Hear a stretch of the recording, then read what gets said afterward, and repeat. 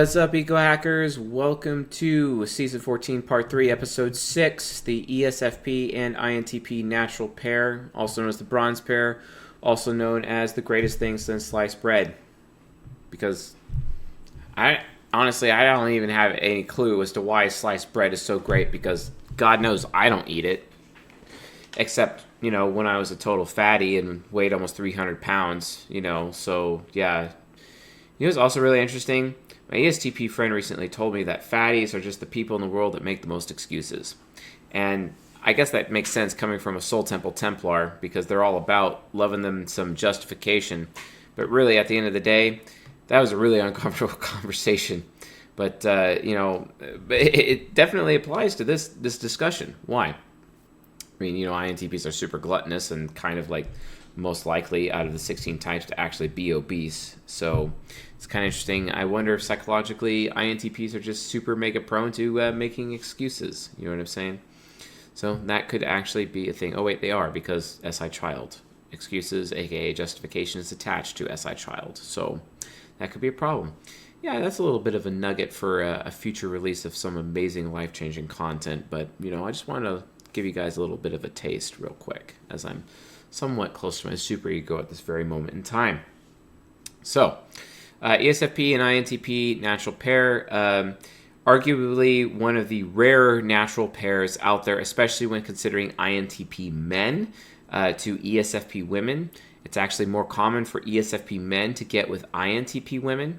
The difference is, though, is that INTP women are super rare and like rarer than usual. So just like ENTP women are like the unicorn. So and that's gonna be a problem. So yeah. Okay. Sorry, my bad. I had to send a critical message there. That was a little awkward, but anyway. So that being said, the natural pair. The natural pair is like an amazing relationship because it is all about stability, fun. It's also all about being easy. And like I said in the last lecture, I was recently accused by a woman telling me, "Oh, you only just want to be with an easy relationship." And I'm thinking to myself, I think that's like what every man wants with their relationship with a woman, right? And, this is really important. This is especially important because when you actually consider Ecclesiastes chapter 7, verse 26, which I'm going to actually quote to you folks right now.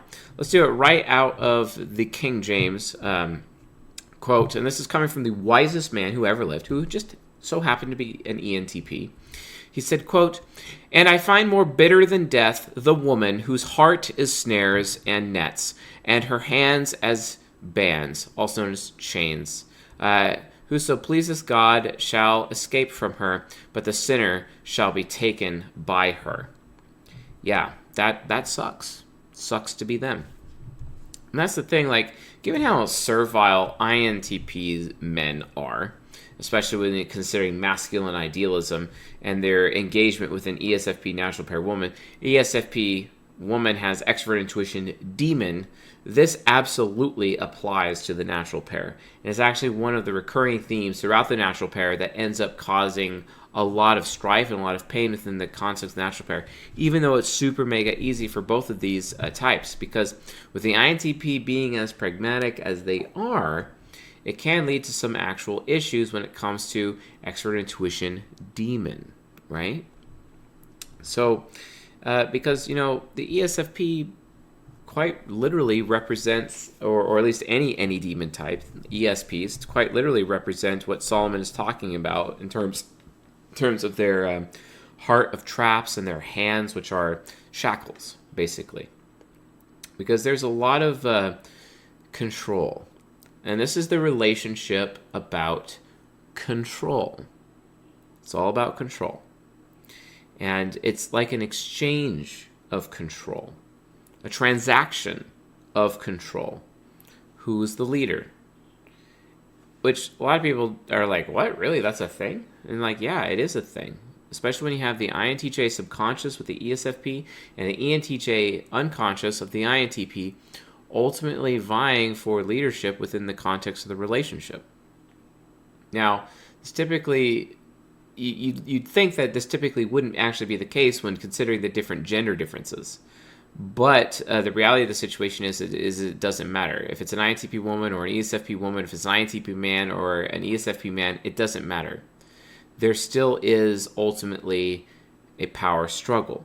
And so when we're talking about like the ENTJ and the ISFJ, which I call the power couple, basically, they're the power couple. They're straight up. They are the power couple in terms of achievement, as much as it can be maintained. Absolutely. They go beyond in terms of like personal achievement and everything that the body temple is about and having an amazing legacy. That couple is absolutely like the power couple. But this couple is the control couple, basically. They're all about control. All about control. The thing is that the INTP kind of gets off on the whole control thing, because then they're in control sometimes, and the ESFP is control.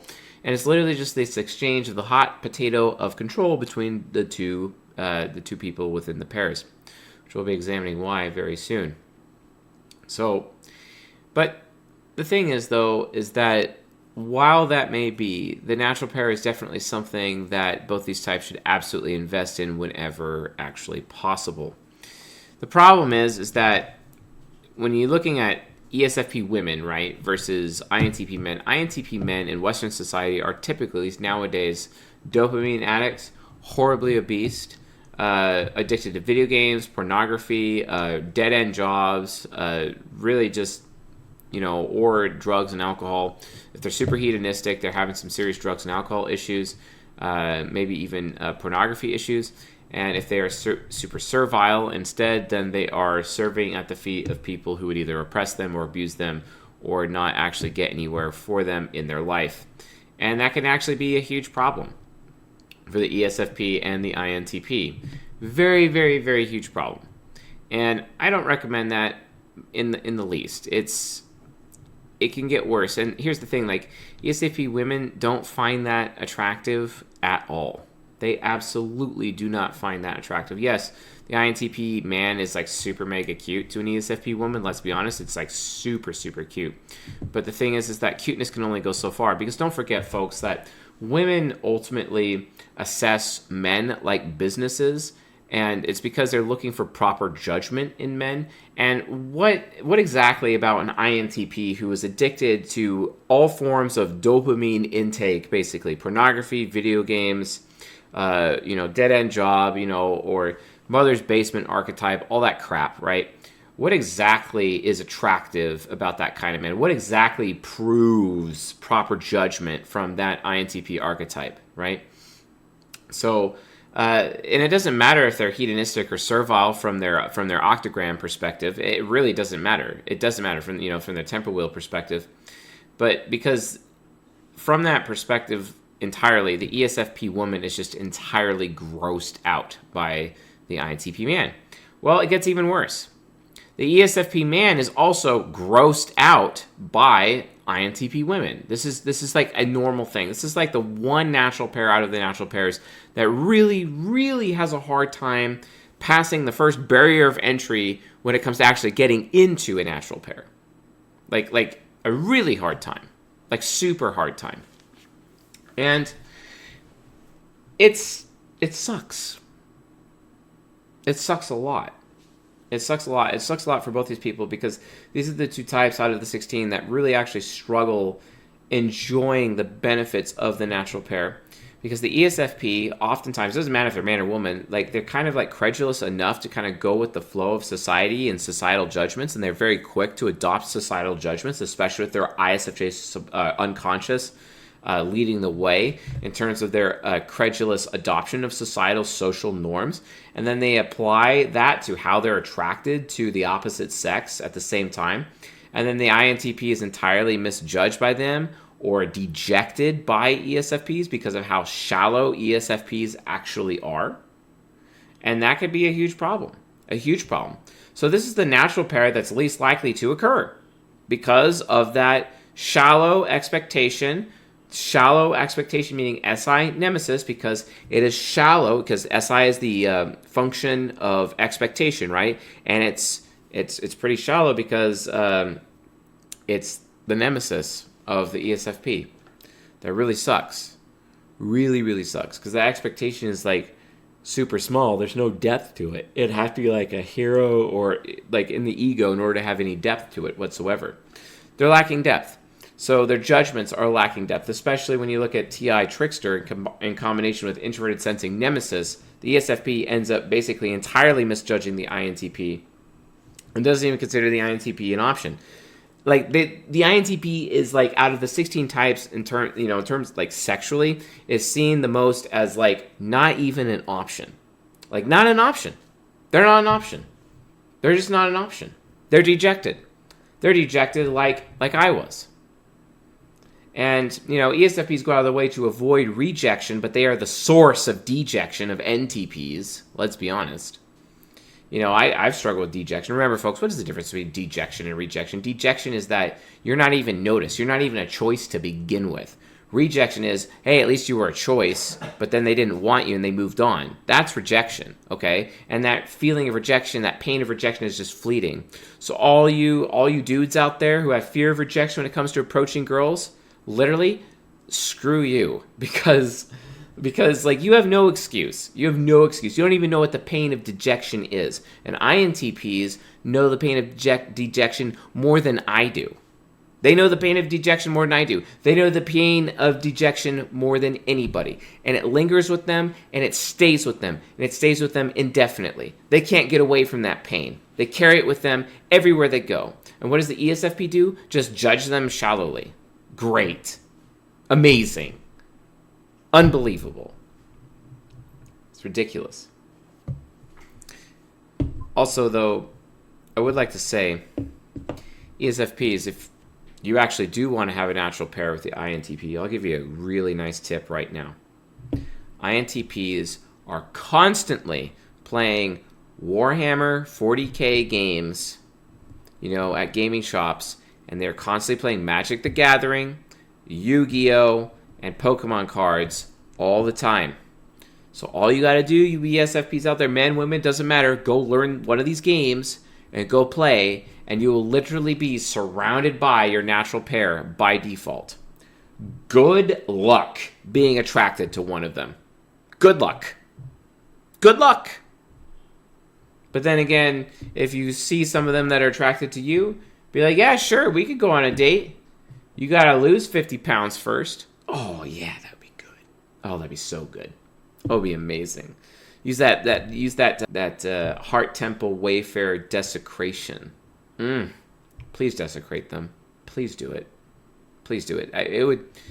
It would bring me great joy if you desecrate the INTPs, because that's what I'm doing right now. Anyway, that's not to say that the ESFPs don't have problems either. We're going to get to that. Don't worry. Because the INTP is like, wow, is this person an airhead? Maybe I should help them not be an airhead.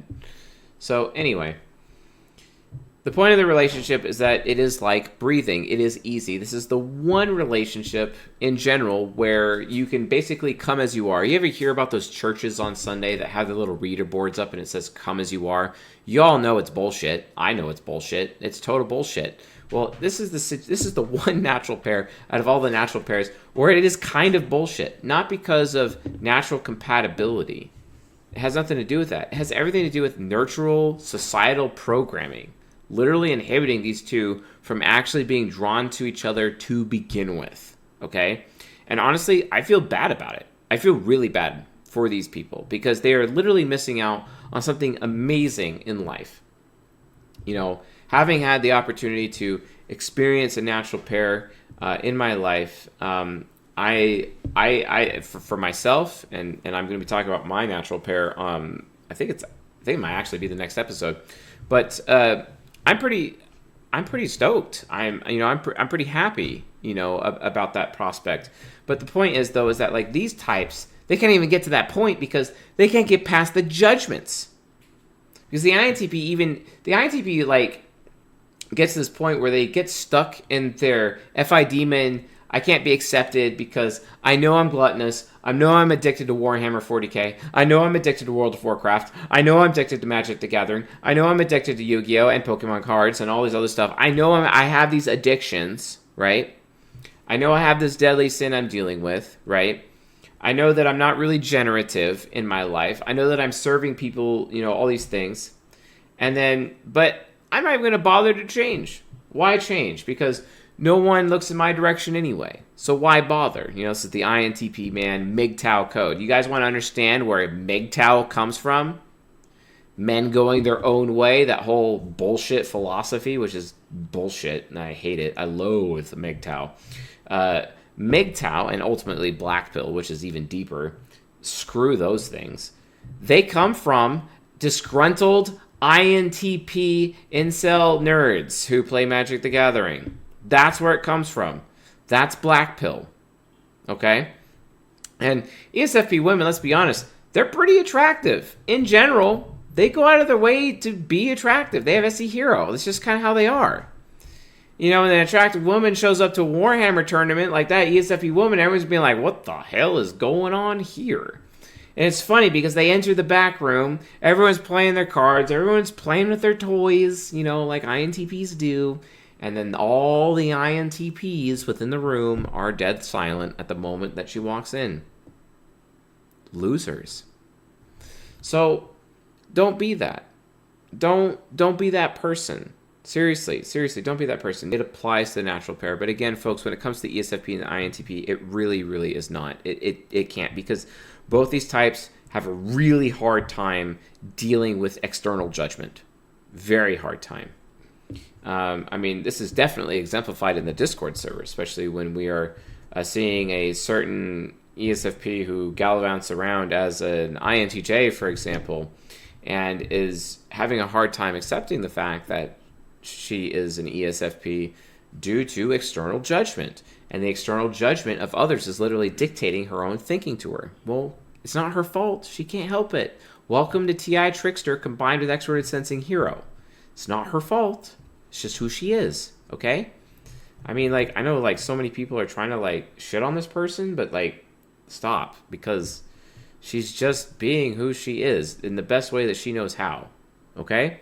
Or look at INTPs. It's INTPs are so afraid of external negative judgment, afraid of not being accepted, and the INTPs typically already know because they're outcome focused. These people are all about outcome, right? Outcome versus progression. They're all about the outcome from a type grid perspective, okay?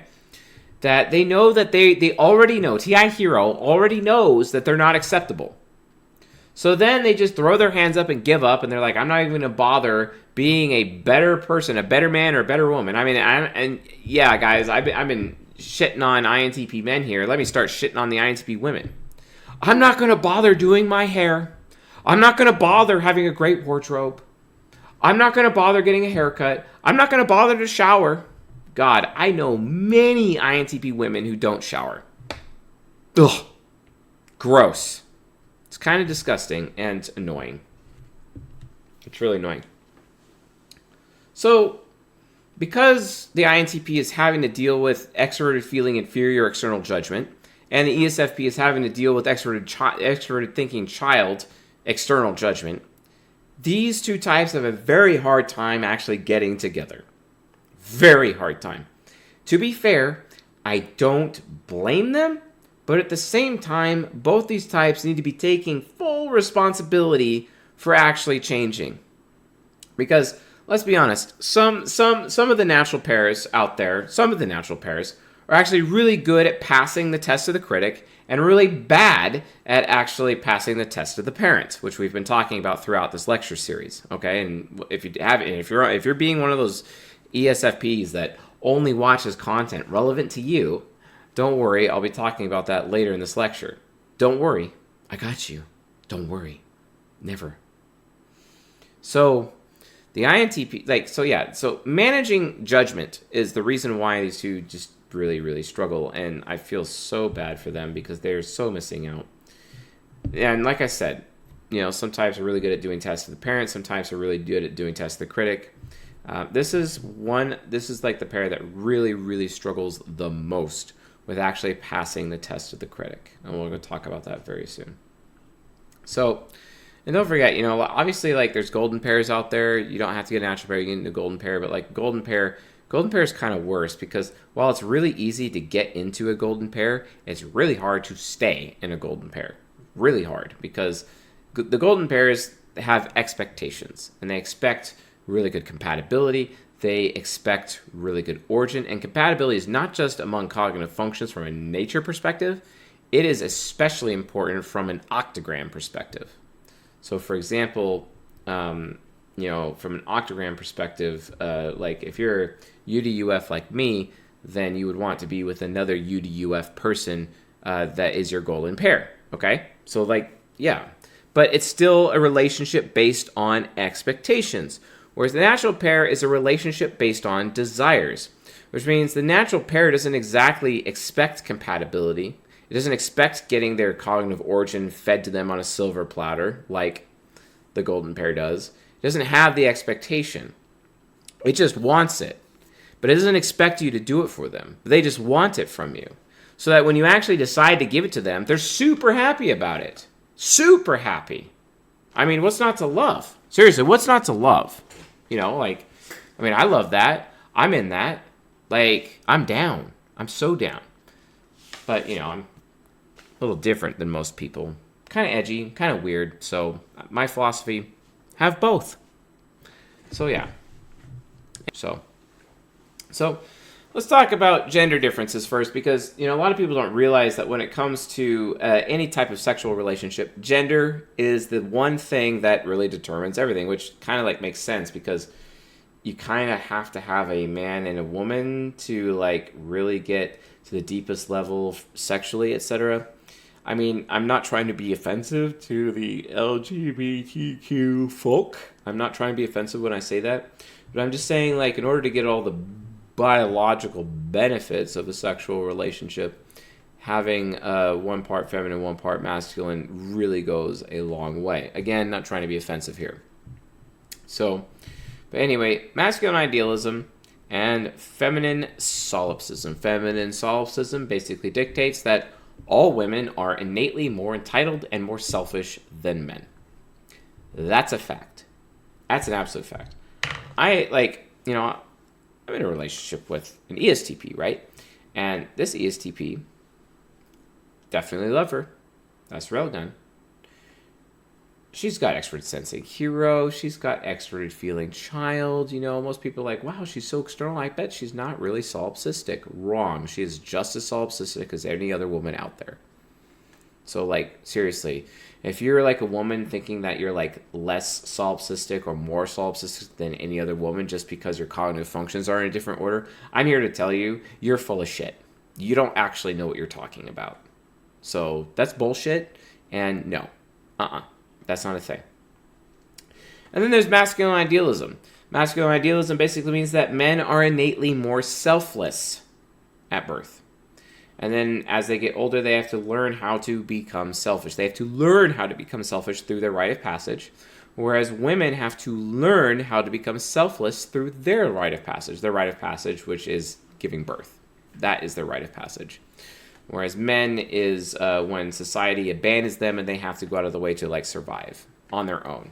Absolute total male independence. That is how did the rite of passage when it comes to masculine idealism. Okay, so let's look at the difference here.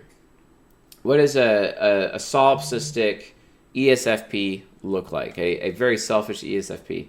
This is the ESFP that has got to always have their nails done, or getting their hair done. A little procedure there, a little here, a little procedure there. That kind of thing, right?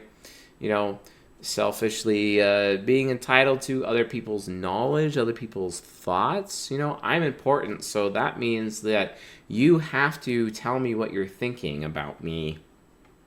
Great. So it's an example of a solipsistic ESFP.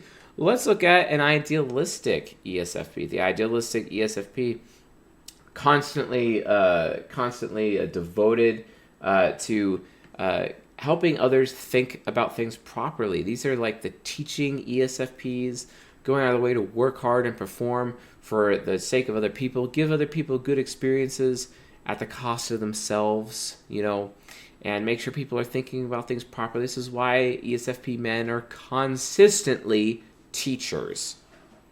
And it's so funny because I can echo the sentiment of my ESTP mentor, Robert Bryant, who said, quote, "Those that can do, those that can't teach." Yeah. Well, welcome to the masculine idealistic ESFP men. That's literally their lot in life. I'm so sorry. Hopefully they get a rite of passage so that doesn't happen. So I can actually become more capable and actually do, instead of be stuck in the rut of teaching from which nobody ever would be willing to submit to them. No woman would actually really be able to submit to them. And the women that actually do submit to an ESFP teacher, are they really that high quality when, statistically, when you're looking at the average? Think about it. And I'm not saying that all ESFP male teachers are losers. I'm not saying that. But I'm saying that, most of them are. That's what I'm saying. So just keep that in mind. Now, looking at the INTP, what does a female solipsistic INTP woman look like? All about her comfort, all about what she consumes, all about her dopamine. Yeah, that sucks. That really sucks. Putting her comfort and her dopamine, her sense of safety, what she likes to eat, her favorite foods, putting all those things above her man. That really sucks. A lot. It's unbelievable. Well, actually, it's entirely believable because it happens. But then let's look at the masculine idealistic INTP. So self-sacrificing, serving others, all about the greater good, right? Like Bill Gates, who just had a divorce with Melinda Gates, and she got half of all of his money. Wow. That's really horrible, right? Saying, and then he has this perspective where he's going around on public being like, well, if she would take me back, I'd take her back in a heartbeat. Yeah, I know you would. It's ridiculous. Masculine idealism absolutely destroys INTP men. Absolutely. And then because of that, because they go out of the way to be so self-sacrificing and work so hard, they come to realize that no woman actually, especially in Western society, gives a damn about their relationship investment or their relationship equity, in as much as a woman would ever claim otherwise. But those claims are actually false and proven false, because you cannot take a woman at her word because she has poor judgment. All women lack good judgment, proper sober judgment. All women lack judgment, okay? Because they make up for it with their perceptive capabilities, right? And only men have all the judgment, but they lack perceptive capabilities. That's why men are kind of oblivious to things when women are hinting things to them. And that's why. Because men lack perception and women have all of it, basically. So the INTP, after being servile for so long, gets pretty upset that all of their relationship equity, all their investments into this woman or this person doesn't even matter anymore. Sucks to be them. So cognitive looping ends up making men more idealistic and makes women more solipsistic. And when you're talking about the natural pair in terms of enabling can be a serious issue. A very, very serious issue. And we're going to be talking about why that is in a few minutes here. So let's talk about cognitive origins.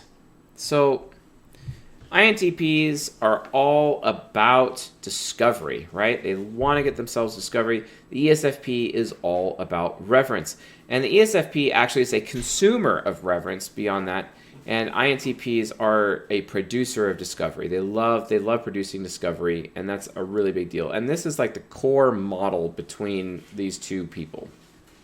So, how are their basic origins needs met? Primarily through the optimistic loops, extroverted sensing and introverted sensing, introverted thinking and extroverted thinking, and secondarily the pessimistic loops, which are extroverted intuition to introverted intuition and introverted feeling to extroverted feeling. What does that exactly mean? It's a lot of psychobabble there.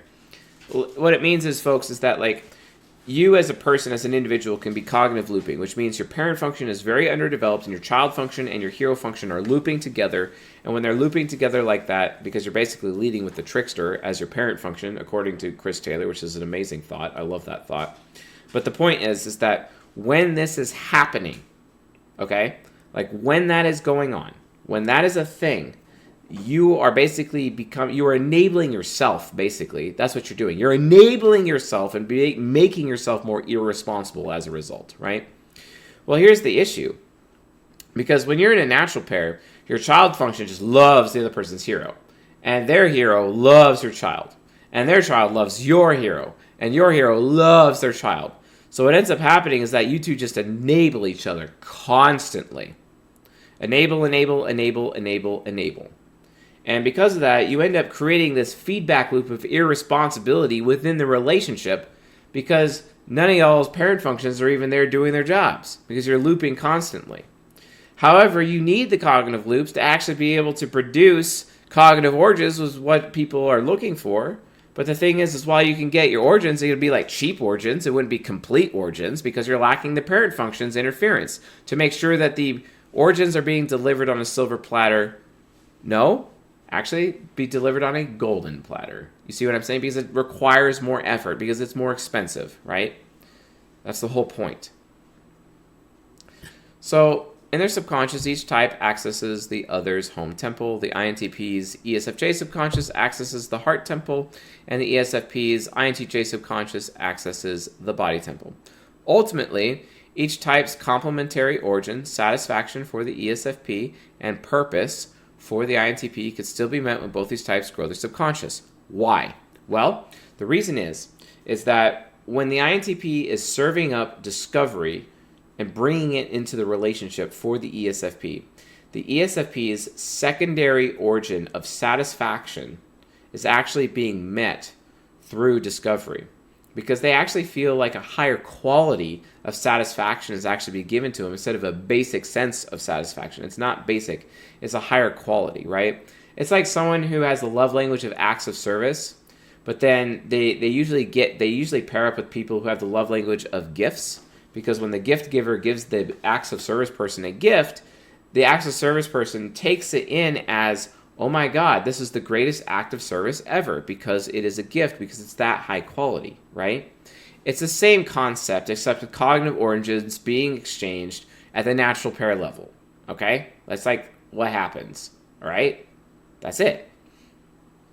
Well, guess what? Conversely, when the ESFP is providing reverence and taking in reverence within the relationship and actually working on the INTP's reverence in a lot of ways, what ends up happening is that the INTP's secondary cognitive origin of purpose is actually being achieved. Because the INTP is like, oh, I don't really need as much respect, but the thing is, as I gain respect, I'm realizing what my purpose is. And then that also helps the INTP grow even further, because the purpose thing is just this big hole they're not entirely sure.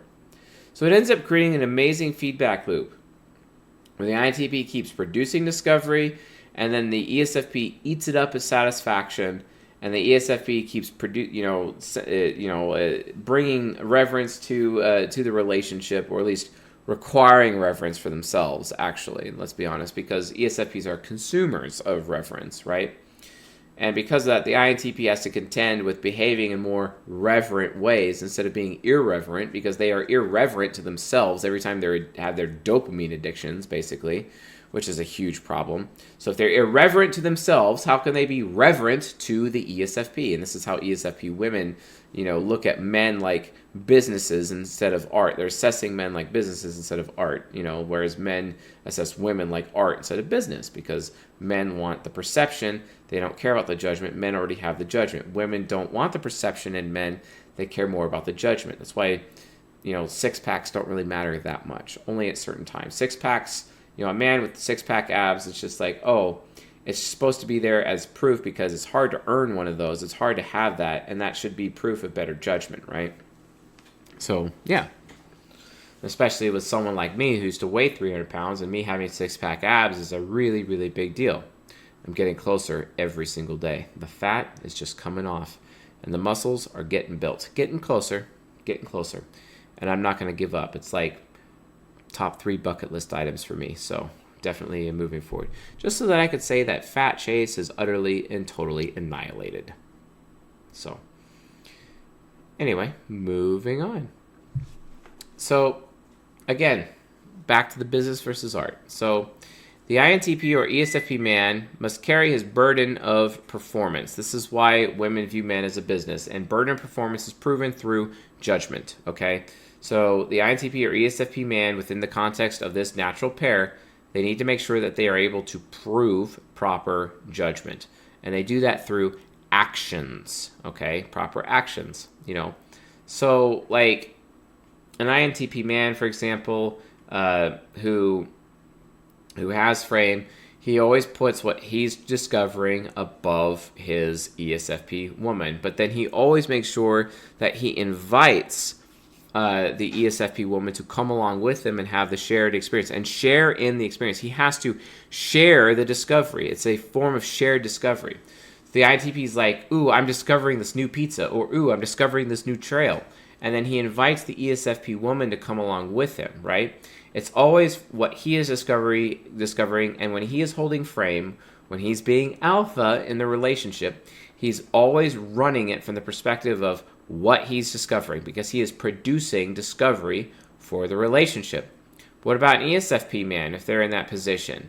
You know, well, an ESFP man, they are expecting submission to them, basically.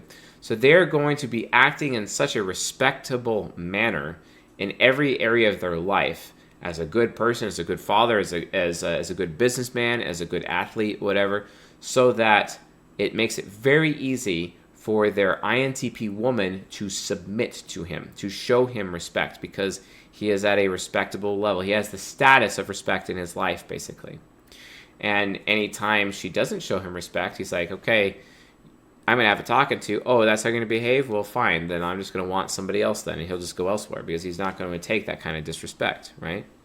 Because remember, frame is all about you as a man are the sun in a solar system. And that solar system is your life. And all the planets orbiting you are like members of your family or friends, basically. And your woman is your Venus. And if she just gets off orbit just a little bit, you solar flare and, whack. Right? Whatcha? Yeah, solar flare whip, you know what I'm saying? Right on that Venus, you know what I'm saying? But if she still doesn't get back in orbit, just get another Venus. It's all good. There's a lot of them. Just tons of Venus. Just bring them in. Bring them in. Tons of Venus. Lots of Venus. All over the place, right? So, add them in.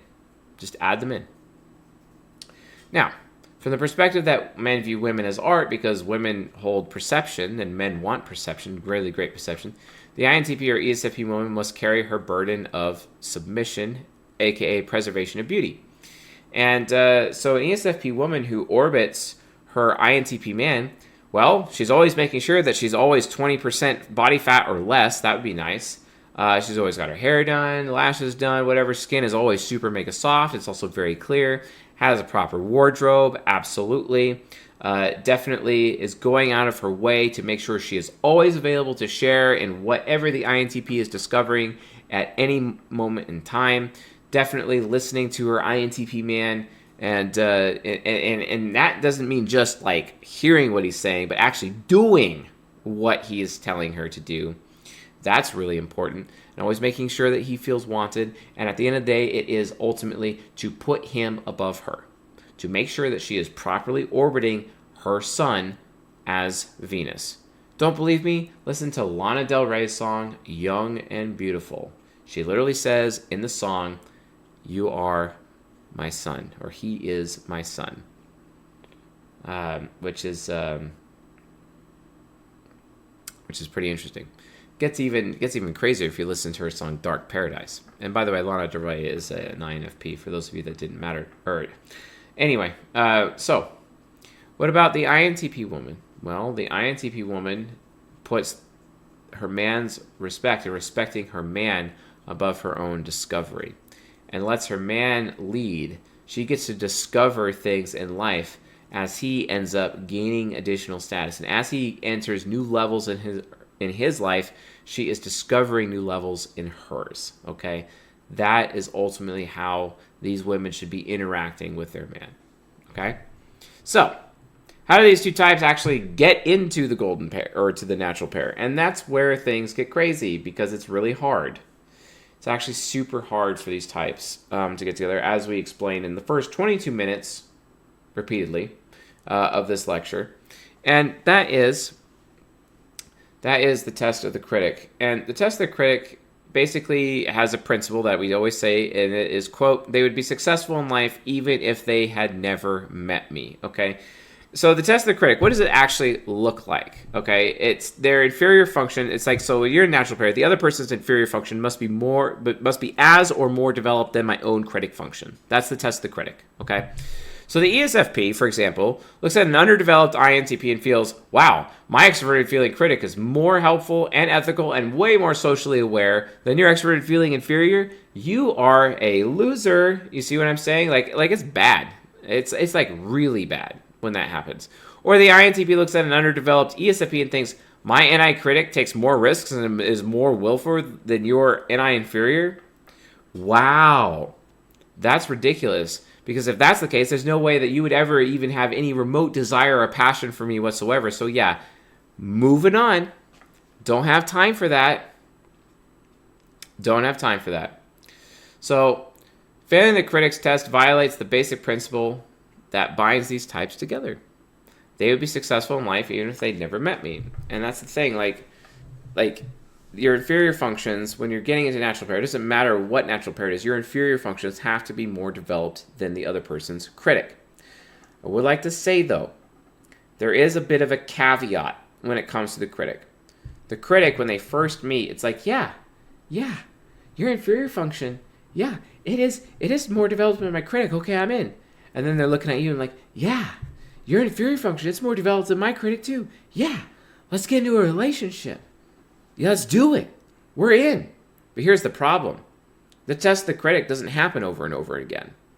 The test of the critic basically happens once. And the critic function, once that precedent has been established to begin the natural pair, the critic function doesn't check again if they're still growing. It doesn't check again if they're still aspiring with their inferior function. And that's where the relationship can end up becoming a failure later. We'll talk about that. So that's ultimately the test of the critic. That's how they get into the relationship, okay?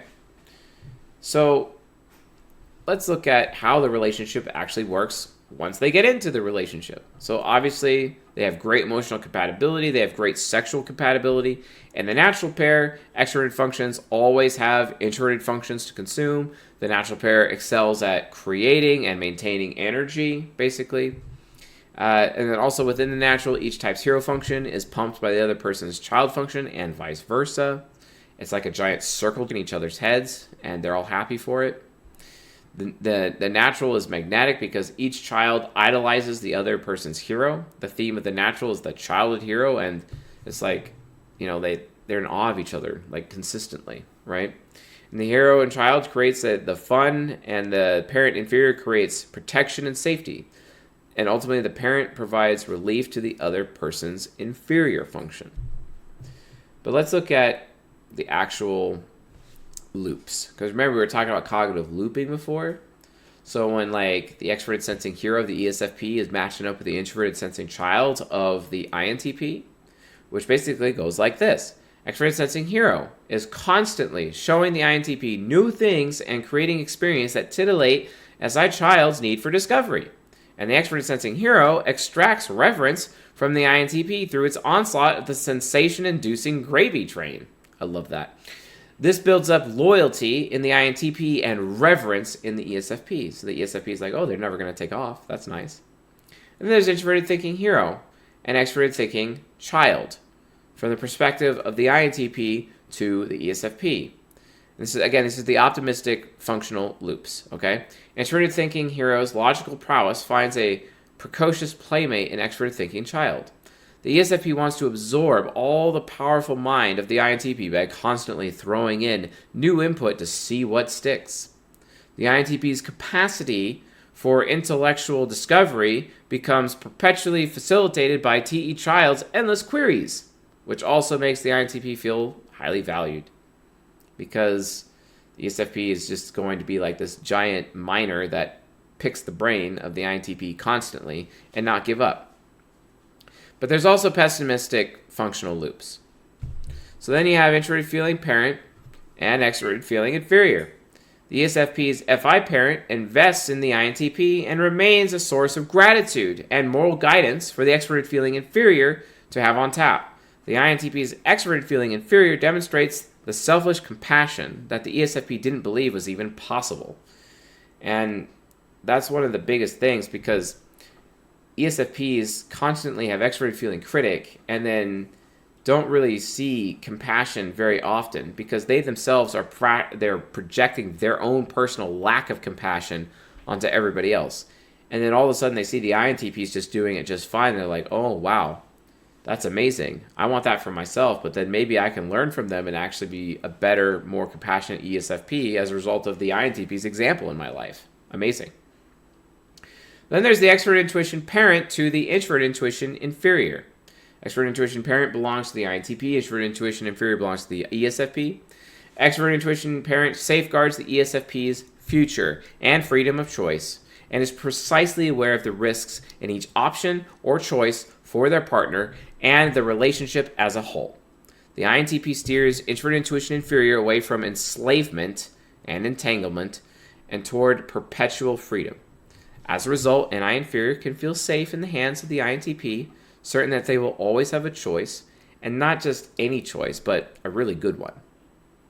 Which is like, mind-blowing when you consider like the power of the natural pair. If only these two types could actually get over their shallow judgments relating to society and each other to actually be willing to consider having a relationship. If only.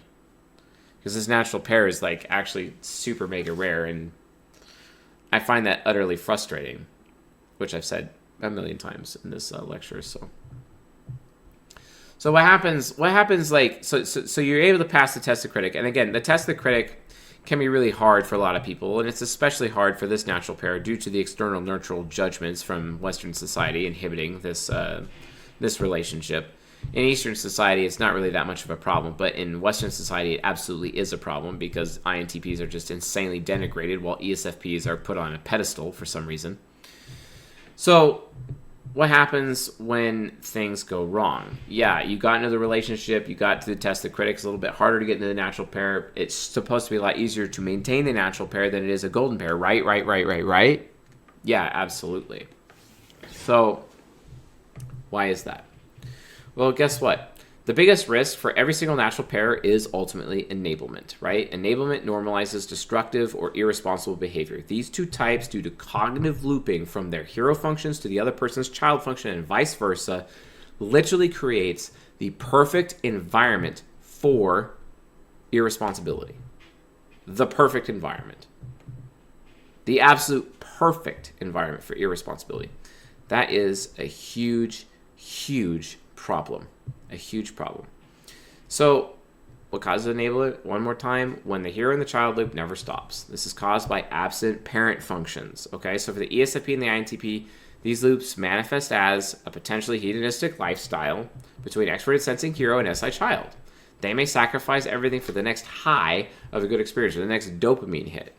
It's like going to Las Vegas 4 times a year. And that's all they look forward to. It's just ridiculous. And they never come back any richer. And they wonder what's going on. Where's the consequential awareness? It's just not there. Because extroverted intuition parent is entirely absent. And they just keep losing money, right? And number 2, not growing into high-quality people is a loop between TI hero and TE child, ignoring the moral and ethical insight of the feeling functions. So without parent functions from both partners present within the relationship, the living virtues are often suppressed and the deadly sins are expressed more often. For example, like, how generative would an INTP actually be if any parent wasn't around to predict the future or prevent risks or problems or issue warnings when necessary, right? Or to be aware of consequences. Well, basically, the INTP will decay into a gluttonous consumption without their eyes fixated on creating a better tomorrow for the both of them. They become the greatest burden. They became everything that they swore to destroy. Gross. What about when the ESFP? Are they even able to be modest if their introverted feeling parent is not responsible with their self-worth and deep sympathy for other people's misfortunes? As a result, they become vainglorious, and they spend everything they get on themselves. You know, that actually comes from James chapter 4. James the ESTP. What causes fights and quarrels among you? It is written. Do they not come from desires that do battle within you? You kill and you covet, you adulterous people. But you do not have what you want. And you kill and covet, but you do not have what you want. And you don't get what you want because you don't ask God. But God doesn't want to give it to you because when you receive what he does give to you, what he does actually give you, you spend it on your own pleasures. You adulterous people. Wow. Okay? And that's literally what the ESFP is doing here. Spending everything they receive and being unaware of other people's misfortunes, and they're all vainglorious. They spend it on themselves. They become very vain people. So without the parent, there is no one to challenge the hero function. The success or failure of this relationship hinges on the parent function. You have to have the parent. So ultimately, while the critic is the barrier of entry into the relationship, the longer the test of the parent sustains the relationship. The critic gets you into the relationship, but the parent keeps you into the relationship. So ultimately, the parent is testing for humility of the hero, right? And it allows the parent function to ultimately guide the other person's inferior function to growth. Because if you guys have parent functions present in the natural pair, guess what? The infant, aka the inferior functions, anti-inferior, extroverted feeling inferior, will be nurtured by the other person, such that you guys are even able to aspire even more. But the only way that you two are ever actually going to be able to aspire is if you first take responsibility. And it's really hard for natural pairs to take responsibility sometimes. When you see couples out there who are homeless or drug addicts, they're natural pairs because they just enable the irresponsibility when they should be focused on enabling the responsibility by taking responsibility for the other person's personal growth. They have to, yes, I'm responsible for my own personal growth, yes, but they also have to be there and be responsible for the other person's personal growth. That's the legitimate thing. That's facts. That's legit. That's real, okay? That's what it means. So that's why the test of the parent exists, to keep the relationship together. And it does this by accomplishing two different roles. It interrupts and refines the hero and child loops, and it also puts proper pressure on the inferior function for aspiration. So it stops the irresponsibility and expects responsibility, and then it puts proper nurtural pressure upon the inferior function, so the inferior function actually aspires. Sounds like a good deal to me. And that's how they maintain the natural pair. So, for example, extrovert intuition parent. Two examples. Any parent must interrupt the extrovert sensing loop. Any parent's awareness of the future must guide these types toward preparation for future abundance. Because abundance is a big deal with this relationship. This is the relationship of abundance. It is a relationship of outcome. This is the relationship of control. They have to be willing to cede control so that they can have a great abundance, a great outcome. They must sacrifice some of the pleasures of the present, relinquish control, to keep their dreams alive, their future dreams. Extrovert intuition parent must also put enough pressure on the ESFP to use their anti-inferior to take risks. The more risks the ESFP takes, the more discovery is available to the INTP. Amazing. The ESFP's willingness to take a risk also proves concretely their trust in the INTP's overall guidance. And in this trust, the INTJ subconscious ends up aspiring because, the virtue and vice of the INTJ just happens to be trust versus paranoia, right?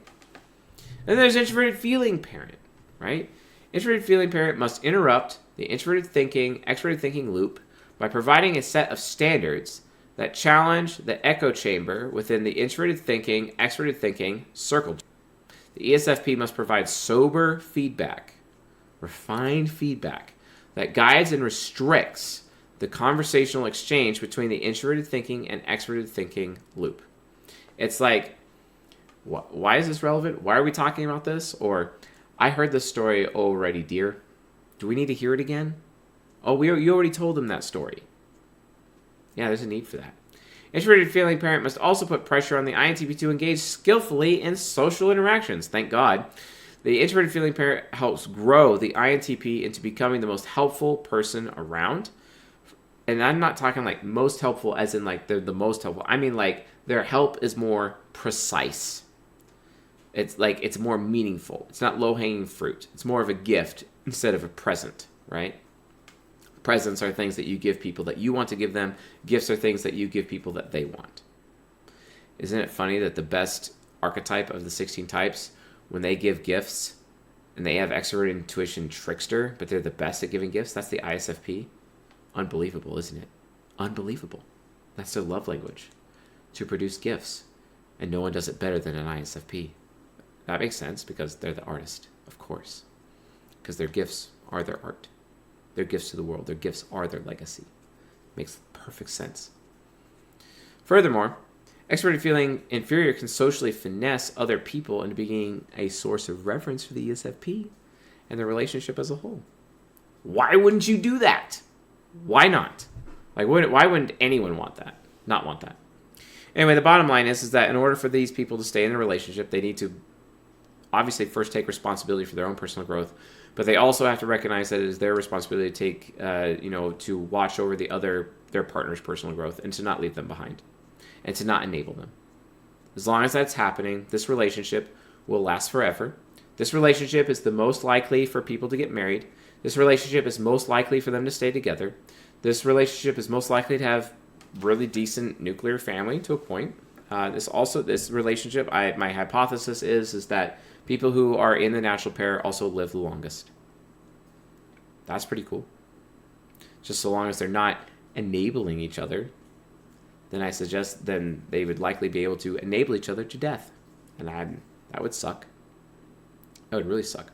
So, bottom line is, when you're in this natural pair, always take responsibility for the other person's personal growth. It is your responsibility to challenge the other person to make sure that they are continuing to aspire with their inferior function. So, anyway, folks, thanks for watching and listening. I will see you guys next month for our premium lectures, which includes the season finale for season 14, part 3. See you guys then. Good night.